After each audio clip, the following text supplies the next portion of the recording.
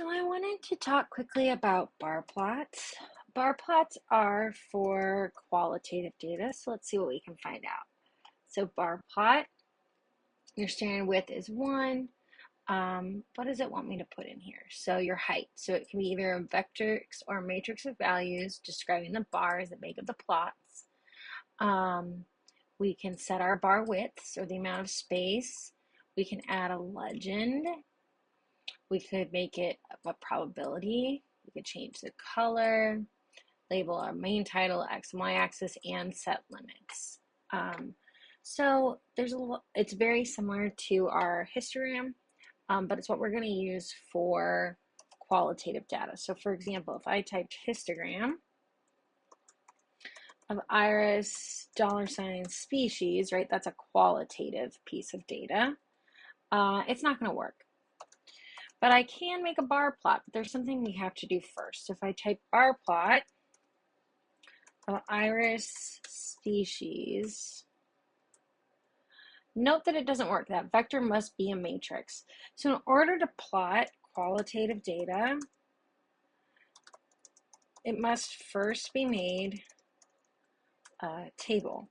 So I'm going to use the code table for iris species. And let's see what that gives us if I actually spelled it correctly.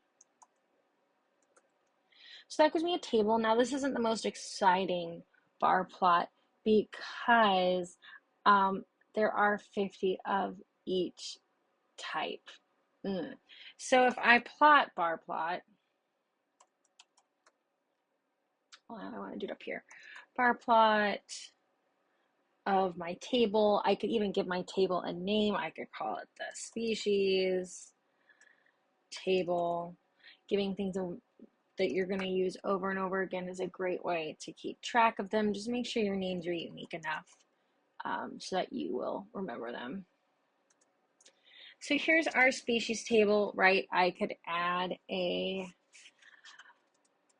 title. I could add my X and Y labels, but I just wanted us all to see this. Let's try bar plot again, but this time on quantitative data. So what if I did bar plot of iris?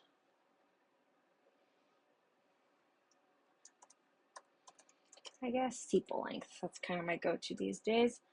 Why didn't this work? Well, this didn't work because it took every single one of the flowers, all 150 of them, and just plotted their height. For quantitative data, you need to use a histogram. Use a histogram for quantitative data. So that's not gonna work.